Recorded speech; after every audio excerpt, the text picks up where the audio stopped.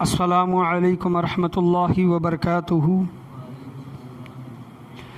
نحمدہ ونصلی علی رسولہ الکریم، الصلاۃ والسلام علی سید الانبیاء والمرسلین وعلی آلہ وصحابہ اجمعین، اما بعد فاعوذ باللہ من الشیطان الرجیم، بسم اللہ الرحمن الرحیم۔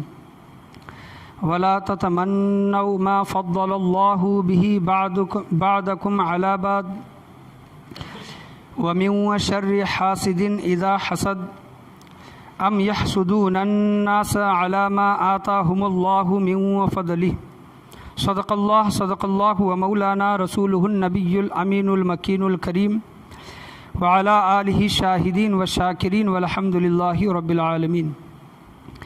آئیے ہم اور آپ مل کر اپنی غلامی کا ثبوت دیتے ہوئے گنبد خضرا میں آرام فرمانے والے آقا، بے کسوں کے کس بے بسوں کے بس، جناب احمد مجتبیٰ محمد مصطفیٰ صلی اللہ علیہ وسلم کی بارگاہ گہربار میں اپنی غلامی کا ثبوت دیتے ہوئے تحفتاً ہدیتاً درود و سلام کا ہدیہ نشاور کریں۔ پڑھیے بآواز بلند، اللہم صلی علی محمد وعلی آل محمد وبارک سلم صلی علیہ، الصلاۃ والسلام علیک یا رسول اللہ صلی اللہ علیہ وسلم۔ اور ایک بار محبت و عقیدت کے ساتھ نبی اور آل نبی کی بارگاہ میں درود و سلام کا ہدیہ نشاور کریں۔ اللہم صلی علی محمد وعلی آل محمد وبارک سلم صلی علیہ، الصلاۃ والسلام علیک یا رسول اللہ صلی اللہ تعالیٰ علیہ وسلم۔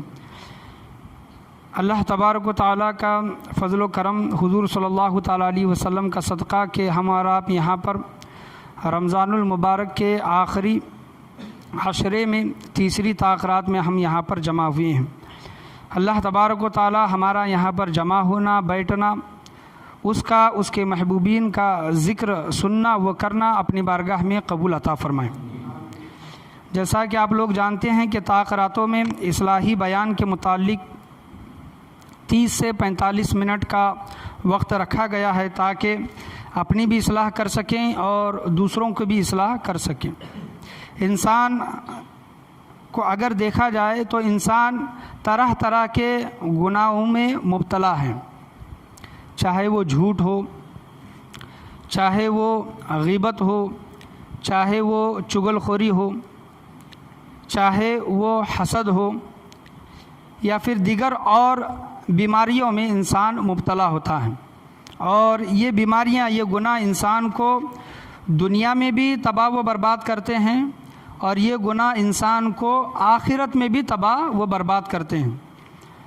اور ہم یہاں پر جو نیک اعمال کرتے ہیں، اچھے نیک عمل کرتے ہیں، تو ہو سکتا ہے کہیں نہ کہیں وہ گناہ کرنے کی وجہ سے ہماری یہ نیک عمل کیا ہو، ختم ہو، برباد ہو، اور جب اس دنیا سے جانے کا وقت آئے تو ہمارے نامہ اعمال میں نیکیاں ہی ہمارے پاس نہ ہو۔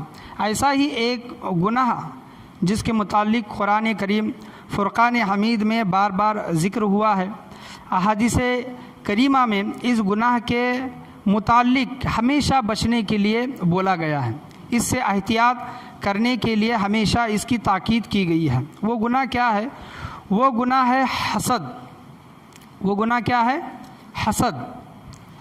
آج میری تقریر کا عنوان جو موضوع ہے، حسد کی مذمت، حسد کا عذاب، حسد کی تباہ کاریاں، حسد کرنے کی وجہ سے انسان اور دوسرے جو لوگ ہیں کس طرح تباہ و برباد ہوتے ہیں، یا پھر انسان کے اچھے نیک اعمال کس طرح حسد کی وجہ سے تباہ و برباد ہوتے ہیں، آج میں مختصر سی تقریر آپ کے سامنے بیان کرنے کے لیے کھڑا ہوا ہوں۔ اللہ تبارک و تعالیٰ 5واں پارہ سورہ نساء میں ارشاد فرماتا ہے کہ میں نے خطبے کے بعد جس آیت کریمہ کا شرف حاصل کیا، اللہ تبارک و تعالیٰ ارشاد فرما رہا ہے، اعوذ باللہ من الشیطان الرجیم، بسم اللہ الرحمن الرحیم، ولا تتمنوا ما فضل اللہ به بعضکم علی بعض۔ اللہ تبارک و تعالیٰ قرآن مجید فرقان حمید 5ویں پارے میں ارشاد فرماتا ہے، ترجمہ ہے کہ اور اس کی آرزو نہ کر۔ اللہ فرماتا ہے بندے سے کہ اے بندے، اور اس کی آرزو نہ کر جس سے اللہ نے تم میں ایک کو دوسرے پر بڑائی عطا کی ہے، یعنی تم میں سے کچھ لوگ ہیں یا پھر 2-4 لوگ ہیں، تم میں سے ایک دوسرے کو اللہ تبارک و تعالیٰ نے اگر کوئی بڑائی عطا کی ہے، کوئی نعمت عطا کی ہے تو اس کی آرزو نہ کر، اللہ تبارک و تعالیٰ یہ ارشاد فرماتا ہے۔ اور دوسری آیت جو میں نے آپ کے سامنے پڑھی یہ بھی 5ویں پاری ہی کی ہے، ام یحسدون الناس علی ما آتاہم اللہ من فضلہ۔ اس کا ترجمہ یہ ہے، دوسری آیت ہے، لوگوں سے حسد کرتے ہیں۔ کچھ لوگ کیا کرتے ہیں؟ لوگوں سے حسد کرتے ہیں۔ حسد کے معنی جلنا، حسد کے معنی دشمنی رکھنا۔ لوگوں سے حسد کرتے ہیں اس پر جو اللہ نے انہیں اپنے فضل سے دیا ہے۔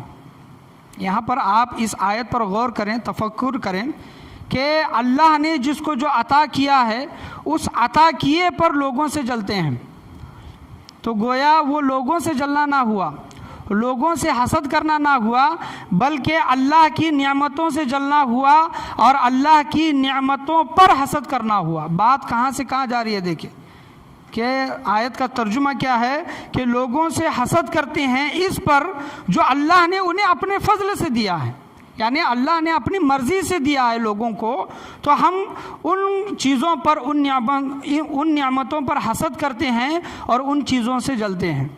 اور قرآن کریم فرقان حمید کا جو آخری جو سورہ ہے، سورہ فلق، جس کے متعلق بولا گیا ہے وَمِن شَرِّ حَاسِدٍ اِذَا حَسَد، اس کا ترجمہ بتایا گیا ہے، لکھا گیا ہے کہ اور تم کہو، اے حبیب کریم صلی اللہ علیہ وسلم آپ فرما دیجئے، اور تم کہو کہ میں پناہ مانگتا ہوں حسد والے کے شر سے، حسد کرنے والے کے نقصان سے میں پناہ مانگتا ہوں، اللہ کی پناہ میں آتا ہوں، اللہ کی میں پناہ مانگتا ہوں حسد والے کے شر سے جب وہ مجھ سے جلے۔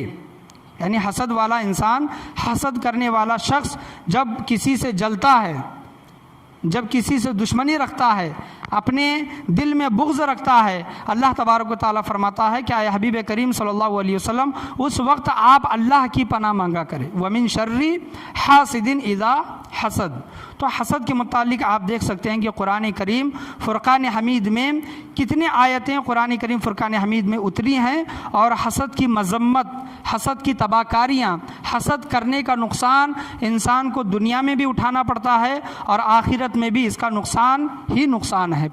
ابو داؤد شریف کی یہ حدیث ہے، حضرت ابو ہریرہ رضی اللہ تعالیٰ عنہ روایت کرتے ہیں کہ آپ صلی اللہ تعالیٰ علیہ وسلم نے ارشاد فرمایا کہ جو انسان حسد کرتا ہے، جو انسان حسد کرتا ہے یعنی دوسرے کی نعمتوں کو دیکھ کر جلتا ہے اور اس کا دل غمگین ہوتا ہے، اور اس کا دل یہ چاہتا ہے کہ جو اس کو نعمت ملی ہے، چاہے وہ نعمت مال کی شکل میں ہو، اولاد کی شکل میں ہو، خوبصورتی کی شکل میں ہو، مال و جائیداد کی شکل میں، کوئی بھی اللہ کی نعمت جو انسان کو اس دنیا میں ملتی ہے بندے کو، وہ نعمت دیکھ کر انسان جلتا ہے اور حسد کرتا ہے۔ آپ صلی اللہ تعالیٰ علیہ وسلم نے ارشاد فرمایا، حضرت ابو ہریرہ رضی اللہ تعالیٰ عنہ ارشاد فرماتے ہیں کہ اس بندے کی نیکیاں اس طرح جل جاتی ہیں حسد کرنے کی وجہ سے، جس طرح آگ لکڑی کو کھاتی ہے۔ آپ دیکھتے ہیں کہ جب لکڑی کو آگ لگتی ہے تو دیکھیں وہ لکڑی کیا ہو جاتی ہے، جل کر راکھ ہو جاتی ہے، اسی طرح لکڑی وہ مٹ جاتی ہے، اسی طرح بندے کے نیک عمل، بندے کے نیکیاں حسد کرنے کی وجہ سے اس طرح مٹ جاتے ہیں، تباہ و برباد ہو جاتے ہیں، جس طرح لکڑی آگ میں جا کر تباہ و برباد ہوتی ہے۔ اللہ اکبر۔ دیکھیں کہ ایک تو یہ دور ہے، یہ پرفتن دور ہے، اس میں نیکیاں کرنا، اچھے عمل کرنا، نیک کام کرنا یہ بہت مشکل کام ہے۔ آج دیکھا جاتا ہے کہ انسان نمازوں کو ترک کرتا ہے، لوگوں کے حقوق کو ترک کرتا ہے، حقوق اللہ کو ترک کرتا ہے، اور گناہ انسان کے لیے آج کے دور میں کیا ہے، آسان ہو گیا ہے۔ گناہ کرنا، اللہ کی نافرمانی کرنا، اللہ کے رسول کی نافرمانی کرنا آج کے دور میں آسان ہو گیا ہے، نیکی کرنا مشکل ہے۔ اور ہم جو بھی نیکیاں کرتے ہیں، گنے چنے نیکیاں ہیں، نمازوں کی شکل ہو، درود و سلام کی شکل میں ہو، دیگر جو بھی نیک اعمال ہو، اگر ہم نیکیاں کر بھی لیتے ہیں، ہمارے نامہ اعمال میں نیک اچھے اعمال جمع بھی ہوتے ہیں، لیکن اگر انسان کے دل میں حسد ہے تو وہ حسد ان نیکیوں کو بھی تباہ و برباد کرتا ہے۔ تو دیکھیں کہ آج کے دور میں نیکیاں کرنا مشکل، اور ہم ایسے گناہ میں اگر ہم مبتلا ہیں تو جو ہم نیکیاں کیے ہیں، مختصر سی نیکیاں، وہ بھی نیکیاں ہمارے ہاتھ سے کیا ہو جاتی ہیں، چلی جاتی ہیں۔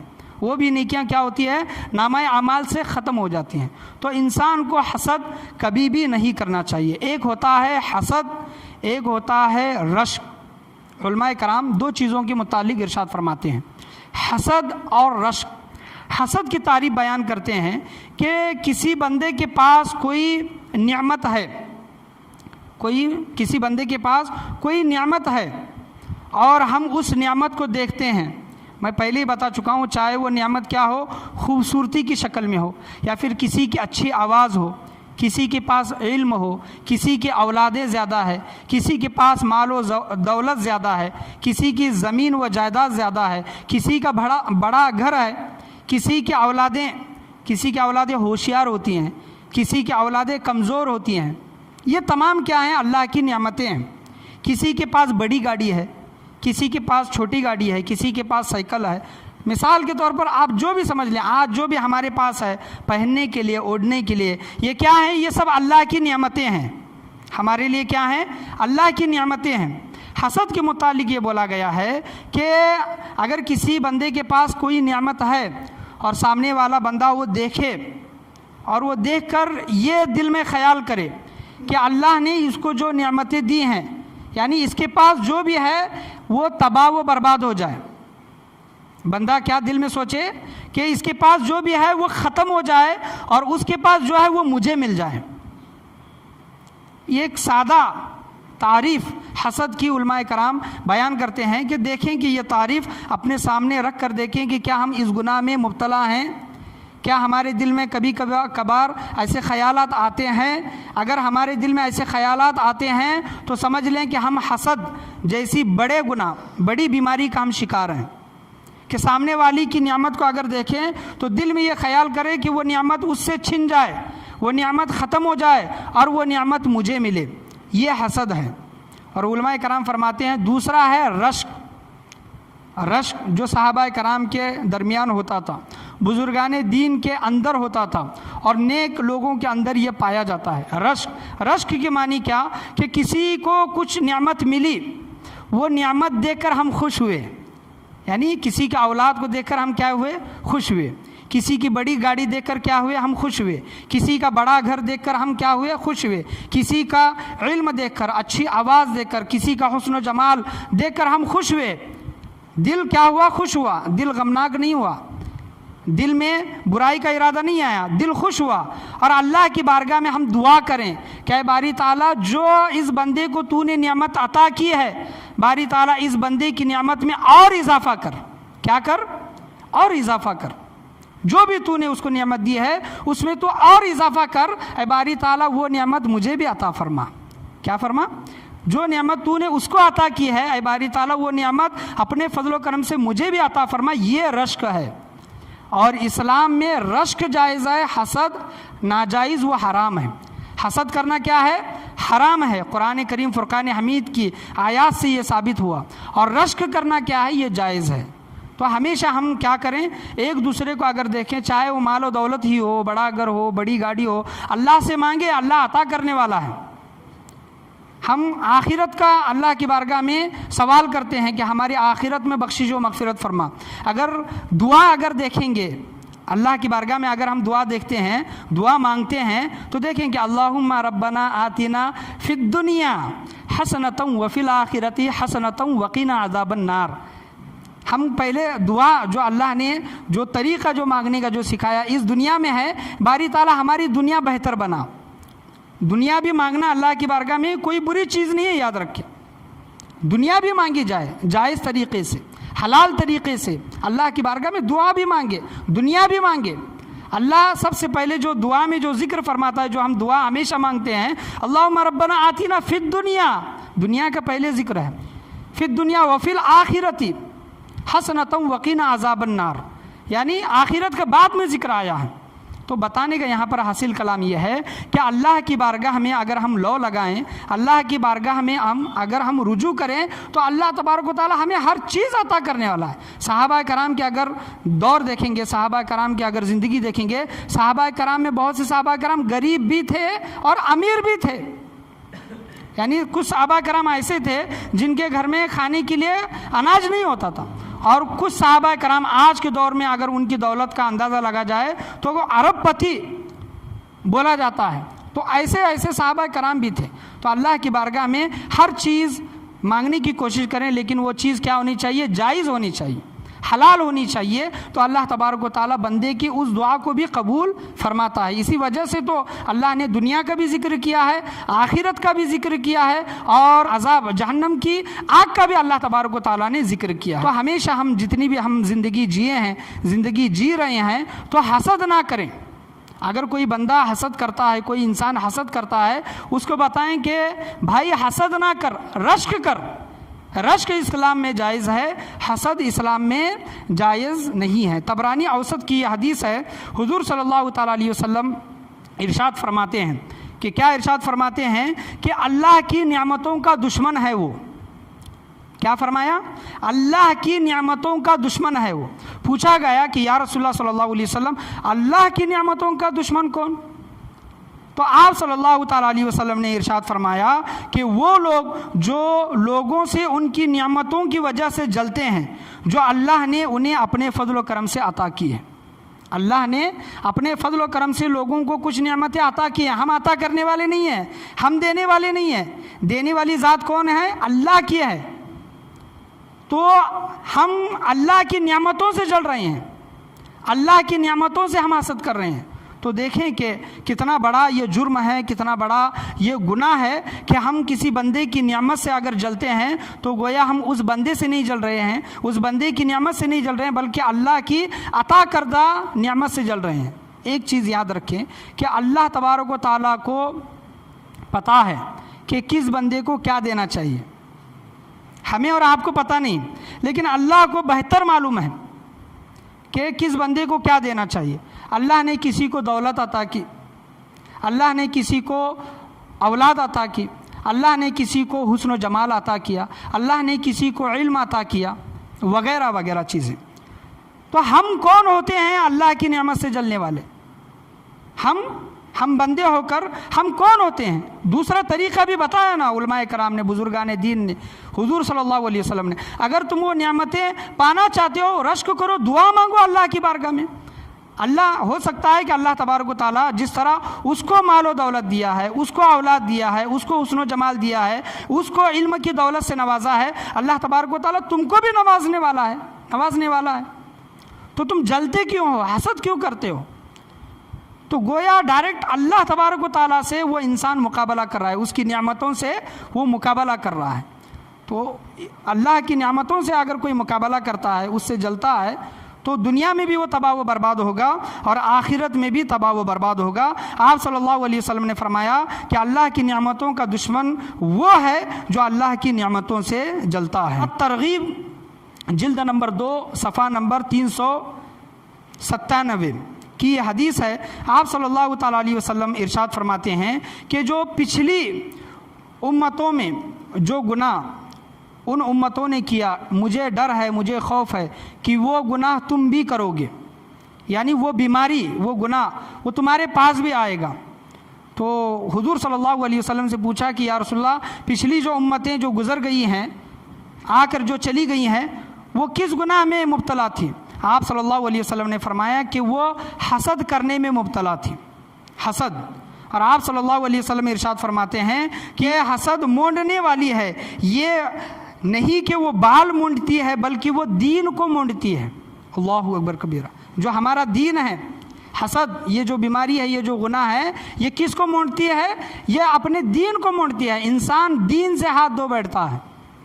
اگر حسد جیسی بیماری میں مبتلا ہے تو انسان دین سے ہاتھ دھو بیٹھتا ہے. تو ہمیں کبھی بھی حسد نہیں کرنا چاہیے. اللہ کی بارگاہ میں ایسے گناہ سے ہمیشہ اللہ اس کی پناہ اللہ کی بارگاہ میں ہمیشہ مانگنی چاہیے. حسد یہ ایسا گناہ ہے کہ دیکھیں کہ شیطان ابلیس لعین عزازیل جس کو بولا گیا، فرشتوں کا استاد تھا، فرشتوں کو استاد جس کو بولا گیا ہے، معلم الملکوت جس کو بولا گیا ہے، فرشتوں کو درس دیتا تھا، فرشتوں کو سکھاتا تھا. یہ ابلیس حضرت آدم علیہ السلام کو اس نے سجدہ کیوں نہیں کیا؟ علماء کرام فرماتے ہیں کہ ابلیس نے جو حضرت آدم علیہ السلام کو جو سجدہ نہیں کیا، اس کے اندر حسد آ گیا تھا. حسد وہ کیا کہتا تھا اللہ تبارک و تعالیٰ سے کہ حضرت آدم علیہ السلام تو مٹی سے پیدا کیے گئے ہیں. تکبر بھی آیا تھا اور حسد جیسی گناہ اس کے دل میں آ گئی تھی، حسد جیسا گناہ اس کے دل میں آیا تھا. وہ کہتا تھا اللہ تبارک و تعالیٰ سے کہ اے باری تعالیٰ، یہ آدم تو مٹی سے پیدا کیے گئے ہیں، میں آگ سے پیدا کیا گیا. آگ ہمیشہ اوپر جاتی ہے، یعنی یہ وہ سمجھتا تھا کہ اوپر جانا یعنی بڑا ہونا. شیطان کہتا ہے کہ میں آگ سے پیدا کیا گیا ہوں، آگ اوپر جاتی ہے اور مٹی نیچے آتی ہے، تو میں حضرت آدم علیہ السلام کو سجدہ نہیں کروں گا. تو قیامت تک اس کو ملعون اللہ تبارک و تعالیٰ نے اس کو لعنتی اس پر پھٹکار بھیج کر اللہ تبارک و تعالیٰ نے اس کو زمین پر پٹک دیا. تو دیکھیں کہ فرشتوں کو سکھانے والا، جنت میں جہاں چاہے سیر کرنے والا، اللہ کا مقرب، اس کو فرشتوں کا استاد، یہ عزت اس کو ملی. لیکن کس چیز نے اس کو برباد کیا؟ تکبر نے برباد کیا. کس چیز نے برباد کیا؟ حسد جیسے گناہ نے اس کو برباد کیا. تو جب شیطان اتنا علم رکھ کر فرشتوں کو سکھانے والا، فرشتوں کا استاد ہو کر حسد جیسے گناہ میں مبتلا ہو کر قیامت تک اس پر لعنت بھیجی جائے گی. ہم اور آپ کیا ہیں؟ یاد رکھیں کہ کبھی بھی ہمارے دل میں جو حسد آتا ہے، کبھی کبھار وہ حسد جیسی بیماری ہمیں لگتی ہی نہیں، ہمیں لگتا ہی نہیں، ہم دیکھ کر جلتے ہیں، کدورت کرتے ہیں، دل ہمارا ایک دم جل جاتا ہے، دیکھ کر دل ایک دم بیٹھ جاتا ہے، ہمارا چہرہ اتر جاتا ہے کسی کی نعمتیں دیکھ کر، اور ہمیں اندازہ بھی نہیں ہوتا کہ ہم حسد کر رہے ہیں. اندازہ تک نہیں ہوتا، گناہ کا خیال تک ہمارے دل میں نہیں آتا کہ ہم گناہ کر رہے ہیں. تو شیطان کا یہی فندہ ہے کہ گناہ کو انسان، بندے کو، وہ جو گناہ کر رہا ہے اس کو یہ احساس کرائے کہ تم گناہ نہیں کر رہا. یہ شیطان کا سب سے بڑا جال ہے، یاد رکھ، شیطان کا سب سے بڑا فندہ ہے. انسان گناہ بھی کرتا ہے تو اس کو کیا لگتا ہے کہ میں گناہ نہیں کر رہا. تو حسد وہ ہے جو نعمتوں کو دیکھ کر جلے اور نعمتوں کو دیکھ کر یہ دل میں ارادہ کرے کہ نعمتیں اس کی ختم ہو جائے اور وہ نعمتیں مجھے ملیں. حضور صلی اللہ علیہ وسلم کی بارگاہ میں، آپ صلی اللہ علیہ وسلم کی مجلس لگی ہوئی تھی. مسند امام احمد بن حنبل، یہ کتاب میں یہ واقعہ آیا ہے، یہ حدیث ہے، واقعہ امام احمد بن حنبل نے یہ واقعہ روایت کیا ہے. حضور صلی اللہ علیہ وسلم کی مجلس لگی تھی اور آپ صلی اللہ علیہ وسلم صحابہ کرام سے فرماتے ہیں کہ ابھی تمہارے سامنے سے جو شخص آئے گا وہ شخص جنتی ہے. آپ صلی اللہ علیہ وسلم نے بشارت دی، خوشخبری دی. وہ انصار کے وہ صحابی تھے، انصاری صحابی تھے مدینہ کے. وہ سامنے سے اپنے بائیں ہاتھ میں چپل لیے ہوئے اور وضو کیے ہوئے، وضو داڑھی سے ان کے وضو کا پانی ٹپک رہا تھا، وہ وہاں سے گزرتے ہیں. اور آپ صلی اللہ علیہ وسلم دوسرے دن پھر مجلس لگتی ہے، پھر صحابہ کرام کو کہتے ہیں کہ ابھی تمہارے سامنے سے جو شخص گزرے گا وہ جنتی ہے. دوسری بار اس کو جنتی ہونے کی بشارت دی. دیکھیں کہ کس کے زبان اقدس سے جنتی ہونے کی بشارت مل رہی ہے. تو صحابہ کرام انتظار کرنے لگتے ہیں کہ پھر وہی صحابی، انصار صحابی وہاں سے گزرتے ہیں.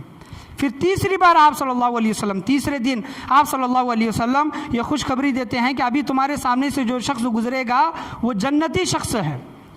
تو پھر وہی تیسری مرتبہ وہی شخص گزرتا ہے، حضرت عبداللہ بن عمر بن عاص رضی اللہ تعالیٰ عنہ. حضرت عبداللہ بن عمر بن عاص رضی اللہ عنہ یہ بہت بڑے صحابی ہیں. ان کے دل میں ایک خواہش پیدا ہوتی ہے کہ یہ اس بندے کا، یہ انصار صحابی کا ایسا کیا عمل ہے کہ اللہ کے پیارے نبی کریم صلی اللہ علیہ وسلم نے ایک نہیں بلکہ 3 مرتبہ اس کو جنت کی بشارت دی ہے، میں اس کا عمل معلوم کروں گا. تو اس کے پیچھے پیچھے چلے گئے اور اس سے ملاقات کی اور کہا کہ میرے والدین سے اختلافات ہوئے ہیں اور میں نے یہ قسم کھائی ہے کہ میں 3 دن گھر نہیں جاؤں گا، لہٰذا بھائی میں تمہارے گھر میں رکنا چاہتا ہوں. تو وہ انصار صحابی ان کو رکنے کی اجازت دیتے ہیں، حضرت عبداللہ بن عمر بن عاص رضی اللہ تعالیٰ عنہ کو. وہ 3 دن رکتے ہیں اور رات میں اٹھ کر دیکھتے ہیں کہ اس بندے کا عمل کیا ہے. تو کیا دیکھتے ہیں کہ وہ رات میں اپنے بستر پر آرام کر رہے ہیں. اٹھ کر مطلب رات بھر عبادت کرنا، ریاضت کرنا، محاسبہ کرنا، وہ کچھ نہیں عمل، بلکہ رات بھر اپنے کیا بستر پر لیٹے ہوئے ہیں. جب کروٹ بدلتے ہیں تو اللہ اللہ کہتے ہیں. کیا کہتے ہیں؟ جب کروٹ بدلتے ہیں تو اللہ کہتے ہیں. تو ایک رات دیکھا، دوسری رات دیکھا، تیسری رات دیکھا اور ان کے دل میں یہ خیال آیا کہ اس بندے کا عمل اتنا بہتر نہیں ہے یعنی ایسا عمل نہیں ہے جس کی وجہ سے اس کو 3 بار جنت کی بشارت ملے. یہ خیال ان کے کیا ہوا؟ دل میں آیا. اور وہ صحابی کا عمل کیا تھا کہ جب کبھی بات کرتے تو اچھی بات کرتے, خیر والی بات کرتے. وہ صحابی کا عمل تھا. اور تیسرے دن جب وہ جانے لگے تو اس صحابی سے ملاقات کر کے کہتے ہیں کہ میں آپ کے جو گھر میں رکنے کا جو میرا مقصد تھا, میرے والدین سے میرا کچھ اختلاف نہیں تھا, بلکہ اللہ کے پیارے نبی کریم صلی اللہ علیہ وسلم نے آپ کو 3 مرتبہ جنت کی بشارت دی ہے, 3 مرتبہ آپ کو خوشخبری دی ہے. لہٰذا میں آپ کے عمل دیکھنے کے لیے آیا تھا کہ آپ کیا عمل کرتے ہیں. تو لہٰذا میں دیکھا کہ آپ کا عمل تو ہمارے جیسا ہی ہے. ہم جیسے نماز پڑھتے ہیں آپ بھی نماز پڑھ رہے ہیں, تہجد پڑھ رہے ہیں تو آپ بھی تہجد پڑھ رہے ہیں, ہم اچھی باتیں کرتے ہیں تو آپ بھی اچھی باتیں کرتے ہیں. یہ تمام ذکر انہوں نے اس صحابی کے سامنے ارشاد فرمایا کہ آپ کا عمل تو اس طرح مجھے نہیں لگا, تو ایسا آپ کا کیا عمل ہے؟ تو صحابی نے کہا کہ میرا جو آپ نے جو رات بھر میرا جو عمل دیکھا میرا وہی عمل ہے, اس کے علاوہ اور کچھ نہیں ہے. تو ٹھیک ہے, اچھا. ان سے رخصتی لے کر وہاں سے جانے لگے تو وہ صحابی رسول انصار صحابی نے ان کو بلایا اور کہا کہ میرا عمل تو اتنا کچھ خاص نہیں ہے, لیکن ایک عمل ہے کہ میں لوگوں سے بغض نہیں رکھتا. کیا کہا اس صحابی نے؟ کہ میں لوگوں سے بغض نہیں رکھتا, میں دشمنی نہیں رکھتا. اور اللہ نے جو نعمتیں دوسرے لوگوں کو دی ہے ان نعمتوں کو دیکھ کر میں جلتا نہیں, حسد نہیں کرتا. یعنی اللہ نے مجھے جس حال میں رکھا ہے میں اس حال میں خوش رہتا ہوں. وہ صحابی رسول حضرت عبداللہ بن عمر بن عاص رضی اللہ تعالیٰ نے کہا کہ ہاں آپ کا یہی عمل ہے. کیا ہے؟ کہ آپ حسد سے بچتے ہیں. آپ کا یہی عمل ہے جس کی وجہ سے اللہ کے پیارے نبی کریم صلی اللہ علیہ وسلم نے آپ کو 1 مرتبہ نہیں بلکہ 3 مرتبہ جنت کی بشارت دی ہے. سبحان اللہ. تو کتنا مختصر عمل ہے, دیکھیں کہ دوسروں کو دیکھ کر جلنا نہیں ہے, حسد نہیں کرنا ہے. ہم جس حال میں ہیں اس حال میں رہیں, بس اللہ کے شکر گزار بندے بن کر رہیں. اللہ تبارک و تعالیٰ کا یہ وعدہ ہے, اللہ کے پیارے نبی کریم صلی اللہ علیہ وسلم کا یہ وعدہ ہے کہ سلامتی کے ساتھ تم جنت میں داخل ہو جاؤ گے. نہ عروج اچھا ہے نہ زوال اچھا ہے. کہتے ہیں نا کہ نہ عروج اچھا ہے نہ زوال اچھا ہے, خدا جس حال میں رکھے وہ حال اچھا ہے. خدا جس حال میں رکھے. کبھی بھی دیکھیں, غور کریں کہ ہم جس حال میں رہتے ہیں یہ ہمارا حال نہیں ہے, بلکہ اللہ نے ہمیں اس حال میں رکھا ہے. یعنی ہم جس حالت میں ہیں اللہ کو وہ حال پسند ہے, بس بندے کو اور کیا چاہیے. اے باری تعالیٰ تو نے ہمیں اس حال میں رکھا ہے, تو اس حال پر خوش ہے, ہم بھی تیری رضا پر راضی ہیں, تیرے دیے ہوئے حالات پر ہم راضی ہیں. اگر بندہ تھوڑے سے اللہ کے دیے ہوئے نعمت پر, رزق پر جب راضی ہوتا ہے تو اللہ بھی بندے کے تھوڑے سے عمل پر راضی ہوتا ہے. اگر ہماری ڈیمانڈ بڑھ جائیں گی تو عبادتیں بھی ہمیں اس طرح کرنی پڑیں گی. یاد رکھیں, بندہ اگر صبر کرتا ہے کہ نہیں میں جس حالت میں ہوں اس حالت میں ٹھیک ہوں, تو اللہ تبارک و تعالیٰ بندے سے بھی قیامت کے دن زیادہ پوچھ تاچھ نہیں کرے گا, بلکہ بندے نے جتنا بھی تھوڑا بھی عمل کیا ہے اللہ تبارک و تعالیٰ بندے کے اس عمل سے راضی ہو جائے گا. کیوں؟ کیونکہ بندہ اس سے راضی تھا, اللہ اس سے راضی ہوگا. احیاء العلوم جلد نمبر 60, امام غزالی حجت الاسلام امام غزالی رحمۃ اللہ علیہ ایک واقعہ بیان کرتے ہیں احیاء العلوم میں کہ ایک نیک شخص تھا اور وہ بادشاہ کے دربار میں آ کر ہمیشہ یہ صدا دیتا تھا. کیا دیتا تھا صدا؟ کہ احسان کرنے والوں کے ساتھ احسان کرو. کیا کرو؟ احسان. جو تمہارے پر احسان کر رہے ہیں تم بھی ان کے ساتھ احسان کرو. حل جزاء الاحسان الا الاحسان, سورہ رحمان میں جو بیان کیا گیا. احسان کرنے والوں کے ساتھ احسان کرو, بدی کرنے والوں کے ساتھ, برائی کرنے والوں کے ساتھ برائی نہ کرو, ان کی بدی ہی ان کے لیے کافی ہے. وہ بندہ کیا کہتا تھا, نیک بندہ, کہ جو بدی کر رہا ہے, جو گناہ کر رہا ہے, تو اس کے ساتھ کوئی معاملہ نہ کرو. یعنی کوئی ہمیں مارتا ہے, کوئی پیٹتا ہے, کوئی گالی دیتا ہے, کوئی ہمارے لیے غلط تصور وغیرہ رکھتا ہے, تو اس کو چھوڑ دو اس کے حال پر, اس کی برائی ہی اس کے لیے کیا ہے, کافی ہے.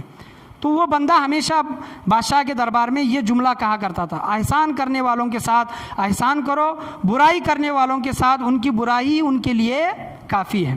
بادشاہ خوش ہوتا یہ جملہ سن کر اور اس کو انعامات سے نوازتا اور اس کو اچھی جگہ بٹھاتا. دربار میں ایک شخص تھا, وہ اس شخص کو دیکھ کر, یعنی کہ بادشاہ کے دربار میں کھڑے ہو کر جرت کرتے ہوئے اور بادشاہ کے دربار میں یہ کہتا ہے، بادشاہ کو اس کی بات پسند بھی آتی ہے، تو وہ دربار میں جو شخص تھا اس سے حسد کرنے لگا، اس سے بغض رکھنے لگا، جلن اس کو ہونے لگی دیکھ کر، اور اس نے ایک پلان کیا اور کہا کہ بادشاہ سلامت، جو آپ کے سامنے جو آ کر کہتا ہے کہ احسان کرنے والوں کے ساتھ احسان کرو، برائی کرنے والوں کے ساتھ ان کی برائی کافی ہے، یہ شخص آپ کے پیچھے جا کر آپ کے متعلق یہ کہتا ہے کہ بادشاہ کے منہ سے بدبو آتی ہے۔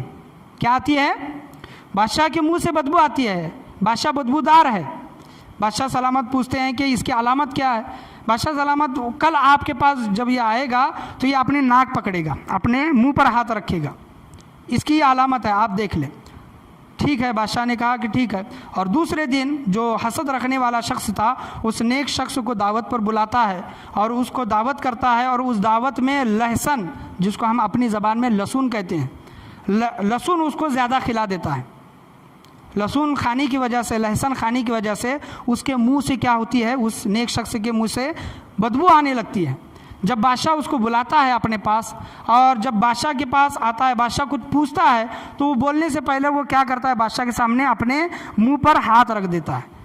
منہ پر وہ نیک انسان کیا کرتا ہے، ہاتھ رکھ دیتا ہے۔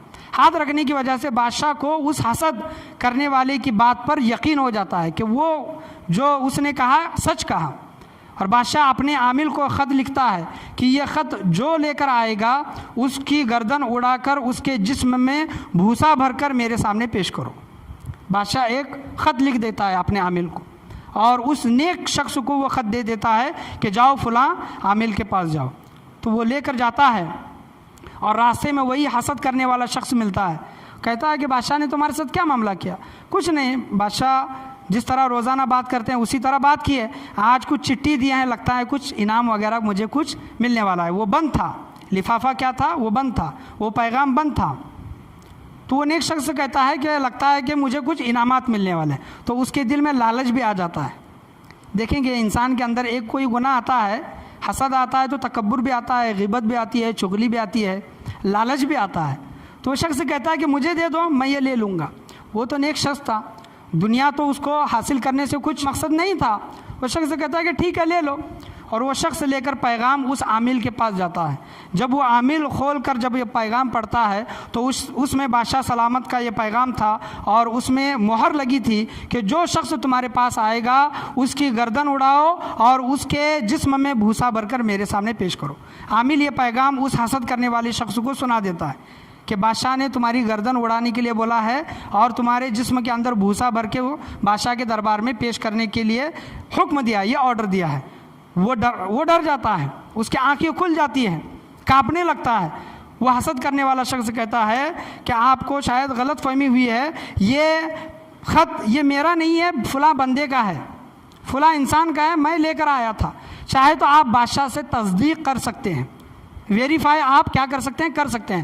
عامل کہتا ہے کہ مجھے اس کی ضرورت نہیں ہے، بادشاہ کا خط ہے، لہٰذا میں بادشاہ کے حکم پر میں عمل کروں گا۔ اس کی گردن ماری جاتی ہے، اس کے جسم میں بھوسا بھر کر بادشاہ کے دربار میں پیش کرنے کی وہ تمام تیاریاں شروع ہوتی ہیں۔ دوسرے دن وہ نیک انسان بادشاہ کے دربار میں جاتا ہے۔ بادشاہ اس نیک انسان کو دیکھ کر حیران ہو جاتا ہے کہ کل تو میں نے اس کو موت کی سزا دی تھی، آج یہ کیسے زندہ ہے؟ بادشاہ اس کو جب بلا کر جب پوچھتا ہے کہ میں نے تمہیں جو خط دیا تھا وہ خط میں تمہاری سزائے موت لکھی گئی تھی، تم آج کیسے زندہ ہو؟ تو وہ شخص کہتا ہے کہ فلاں شخص نے میرے ہاتھ سے وہ پیغام لے لیا اور میں نے اس کو خوشی خوشی دے دیا، لہٰذا مجھے اس کا کچھ علم نہیں ہے۔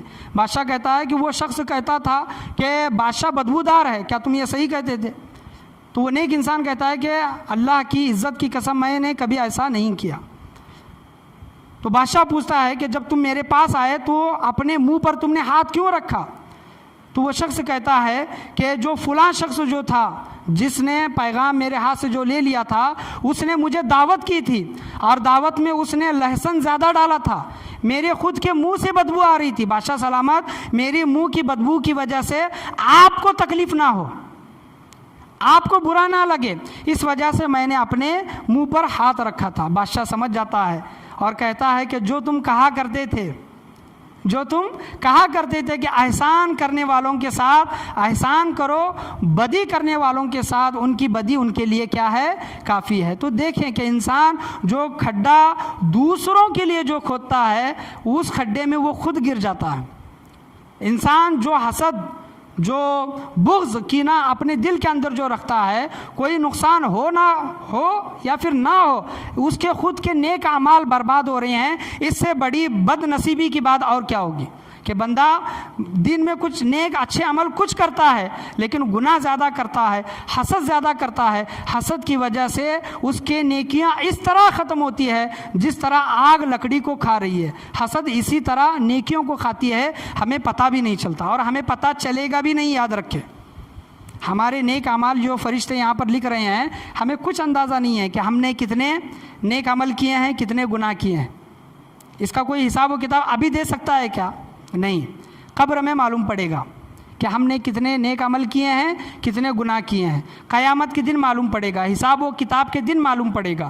تو اللہ کی بارگاہ ہمیں ہمیشہ یہ دعا کرے کہ اے باری تعالیٰ ہمیں حسد جیسے گناہ سے ہماری حفاظت فرما، حسد جیسے گناہ سے ہماری حفاظت فرما۔ یہ حسد ایسا گناہ ہے، نیکیوں کو اس طرح ختم کرتا ہے کہ ہمیں پتہ بھی نہیں چلتا۔ ہمارے دل میں جو بغض و کینہ آتا ہے، کسی کے لیے جلن جو پیدا ہوتی ہے، حسد جو پیدا ہوتا ہے، نیکیاں ہماری ختم ہو رہی ہے، اس کا اندازہ بھی ہمیں نہیں ہے۔ ایک ہی دو جملے، دو نکات آپ کے سامنے بیان کر کے میں تقریر کو ختم کروں گا۔ احیاء العلوم جلد نمبر 56 کی یہ روایت ہے، امام غزالی رحمۃ اللہ علیہ روایت کرتے ہیں کہ حضرت موسیٰ علیہ السلام جب کوہ طور پر گئے تو کوہ طور پر انہوں نے عرش کو دیکھا اور عرش کے نیچے، عرش کے سائے میں ایک انسان کو دیکھا۔ حضرت موسیٰ علیہ السلام پوچھتے ہیں کہ باری تعالیٰ یہ بندہ کون ہے جو عرش کے سائے میں ہے، عرش کے نیچے ہے، مجھے اس کا نام بتا۔ اللہ فرماتا ہے کہ اے موسیٰ، اس کا نام بتانے سے بہتر ہے کہ میں اس کے عمل تجھ کو بتاؤں، اس کے عمل میں تجھ کو بتاؤں۔ تو اللہ تبارک و تعالیٰ اس بندے کے عمل بتاتا ہے کہ اے موسیٰ، یہ وہ بندہ ہے جو زندگی میں اپنے ماں باپ کی نافرمانی کبھی نہیں کی۔ یہ بندہ اپنے ماں باپ کا فرما بردار تھا، اس نے اپنے دوسروں کے لیے کبھی بھی چغل خوری نہیں کی، کبھی بھی چغلی نہیں کی، اور اس نے کبھی بھی دوسروں کے لیے حسد نہیں رکھا، دوسروں کے لیے حسد نہیں رکھا۔ کہ دیکھیں کہ ایک تو ماں باپ کی نافرمانی نہ کریں اور چغل خوری نہ کریں، اور دوسرا حسد نہ کریں۔ اللہ تبارک و تعالیٰ کی ذات سے امید ہے کہ اللہ تبارک و تعالیٰ ہمیں بھی اپنے فضل و کرم سے وہ عرش کا سایہ، جس دن قیامت کا دن نفسا نفسی کا عالم ہوگا لیکن عرش کے سائے کے سوا کسی اور کا سایہ نہ ہوگا، اللہ تبارک و تعالیٰ قیامت کے دن ایسے گناہ سے بچنے کی وجہ سے اللہ تبارک و تعالیٰ وہ عرش کا سایہ ہمیں نصیب عطا فرمایا ہے۔ بنی اسرائیل حضور صلی اللہ علیہ وسلم کی ولادت باسعادت ہونے سے پہلے، یعنی حضرت ابراہیم علیہ السلام کے بعد حضرت یعقوب علیہ السلام، دیکھیں کہ حسد کیسی بڑی بیماری ہے۔ حسد جیسی بیماری کی وجہ سے جو حضور صلی اللہ علیہ وسلم کے دور سے جو قوم جو حضور صلی اللہ علیہ وسلم کی دشمن تھی، صحابہ کرام کی دشمن تھی، وہ آج بھی دشمن ہے۔ یہودی جس کو بولا جاتا ہے، یہودی لوگ حضور صلی اللہ علیہ وسلم کی ولادت کے پہلے ہمیشہ اللہ کی بارگاہ میں دعا مانگتے تھے، اور جب دعا مانگتے تھے تو انہیں پتہ تھا کہ آخری نبی آنے والے ہیں، انہیں پتہ تھا آخری نبی آنے والے ہیں۔ آخری نبی کا وسیلہ پیش کر کے وہ دعا مانگتے تھے، اے باری تعالیٰ جو تیرا آخری پیغمبر آنے والا ہے اس کے صدقے میں ہماری دعاؤں کو قبول فرما۔ جنگ پر جا رہے ہیں تو دعا کرتے ہیں، اے باری تعالیٰ ہم جنگ پر جا رہے ہیں، آخری نبی کے صدقے میں ہم یہ جنگ جیت جائیں۔ بارش نہیں ہو رہی ہے تو یہودی لوگ دعا کرتے تھے کہ اے باری تعالیٰ بارش نہیں ہو رہی ہے، آخری نبی کے صدقے میں تو بارش عطا فرما۔ لیکن انہیں یہ پتہ نہیں تھا کہ وہ نبی کس کی نسل میں سے آئیں گے، یہ ہمیشہ وہ امید کرتے، ان کا یہ خیال تھا۔ یعنی دیکھیں کہ آپ حضرت یعقوب علیہ السلام کے بعد سے، یعنی حضرت یعقوب علیہ السلام سے لے کر حضرت عیسیٰ علیہ السلام تک کتنے نبی کتنے پیغمبر آئے؟ حضرت یعقوب علیہ السلام سے لے کر حضرت عیسیٰ علیہ السلام تک جتنے بھی نبی آئے سب کے سب بنی اسرائیل میں سے آئے، حضرت یعقوب علیہ السلام کی نسل میں سے آئے ہیں۔ بنی اسرائیل میں جتنے بھی نبی آئے بنی اسرائیل میں سے ہیں۔ لیکن حضرت ابراہیم علیہ السلام نے جو دعا مانگی تھی ربنا وبعث فیہم رسولا منہم یتلو علیہم آیاتہ ویزکیہم ویعلمہم الکتاب والحکمہ، اے باری تعالیٰ جو تو آخری پیغمبر بھیجنے والا ہے وہ میری نسل میں سے بھیج، میری ذریت میں سے بھیج۔ اور جو خانہ کعبہ کی جب تعمیر فرما رہے تھے تو وہ تعمیر کے وقت ان کی مدد کون فرما رہے تھے؟ حضرت اسماعیل علیہ السلام۔ کون تھے؟ حضرت ابراہیم، حضرت اسماعیل نے علیہ السلام نے خانہ کعبہ کی تعمیر کی ہے۔ تعمیر تو ایسے بہت بار ہوئی ہے، لیکن اللہ کے حکم سے حضرت ابراہیم و اسماعیل علیہ السلام نے بھی خانہ کعبہ کی تعمیر کی ہے۔ خانہ کعبہ کی تعمیر ہونے کے بعد حضرت ابراہیم علیہ السلام نے دعا مانگی کہ باری تعالیٰ آخری نبی جو بھیجنے والا ہے وہ بھی میری نسل میں سے بھیج۔ اللہ نے دعا قبول فرمائی۔ اس وقت حضرت اسماعیل علیہ السلام موجود تھے۔ حضرت یعقوب سے لے کر حضرت عیسیٰ علیہ السلام تک جتنے بھی پیغمبر آئے سب بنی اسرائیل میں آئے، یعقوب علیہ السلام کی نسل میں سے آئے، لیکن ہمارے نبی آخر الزمان صلی اللہ تعالیٰ علیہ وسلم محمد الرسول اللہ صلی اللہ تعالیٰ علیہ وسلم جو آخری نبی جو بن کر آئے، جو حضرت ابراہیم علیہ السلام کی جو دعا رنگ لائی، حضرت اسماعیل علیہ السلام کی نسل میں سے آئے۔ حضرت اسماعیل علیہ السلام کی نسل میں سے آئے۔ یہودی لوگ ہمیشہ انتظار میں تھے، انتظار کرتے رہتے تھے، سالوں سے انہیں یہ انتظار تھا، ان کی کتابوں میں یہ درج تھا کہ آخری پیغمبر آنے والے، آخری پیغمبر آنے والے ہیں۔ وہ ہمیشہ انتظار میں رہتے اور انہیں وہ یقین بھی تھا کہ آخری نبی بھی جو آئیں گے بنی اسرائیل میں سے ہی آئیں گے۔ لیکن جب انہوں نے دیکھا کہ ذریت بنی اسرائیل میں سے نہیں، یعقوب علیہ السلام کی نسل میں سے نہیں، بلکہ حضرت اسماعیل علیہ السلام کی نسل میں سے آئے ہیں، تو پورے کے پورے یہودی لوگ حسد کرنے کی وجہ سے حضور صلی اللہ علیہ وسلم کے دشمن ہو گئے۔ حسد کی وجہ سے جو قوم آخری نبی کا واسطہ دے کر دعا مانگتی تھی، وہی قوم آخری نبی کا انکار کرنے لگی، آج تک انکار کرتی ہے۔ کس کی وجہ سے؟ حسد کی وجہ سے۔ ان کا یہ ماننا تھا، ان کا یہ عقیدہ تھا، ان کی یہ تمنا تھی کہ آخری نبی آئیں تو ہمارے نسل میں سے۔ وہ کہتے ہیں نا کہ جو بھی ملے مجھے ملے، اس کو نہ ملے، جو بھی اچھا ہو میرا ہو، اس کا نہ ہو۔ یہی حسد ان کو تباہ و برباد کر گئی۔ یہودی بنی اسرائیل کو یہی بیماری، یہی گناہ ان کو تباہ و برباد کیا، اور جو منکر جو ہوئے حسد کی بیماری کی وجہ سے ہوئے، ورنہ تو وہ نبی کو پہلے سے ہی ماننے والے تھے۔ یہ حسد جیسی بیماری بڑے بڑے قوموں کو تباہ و برباد کر گئی۔ آپ کی اور میری ہستی کیا ہے؟ آپ کی اور میری ذات کیا ہے؟ یہ حسد جیسی بیماری اچھے سے اچھے انسان کو لے کر ڈوب جاتی ہے۔